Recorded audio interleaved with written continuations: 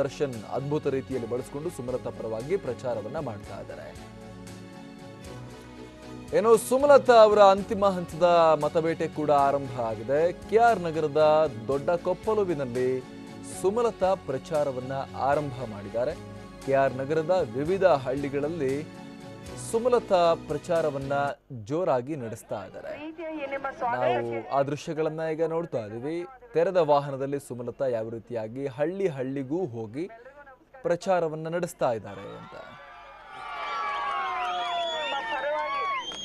ಅಂದ್ರೆ ನಾನು ನಿಮ್ಮಂತೆ ಹೆಣ್ಮಗಳು, ನಿಮ್ಮ ಸಮಸ್ಯೆಗಳೇನಿವೆ, ನಿಮ್ಮ ಕಷ್ಟ ಸುಖ ಬೇಕು ಬೇಡಗಳು ಏನಿದೆ ನನ್ಗೆ ಅರ್ಥ ಆಗುತ್ತೆ. ಅದಕ್ಕೆ ಸ್ಪಂದಿಸಿ ಮಾಡಬೇಕು ಅನ್ನೋ ಆಸೆ ನನಗಿದೆ.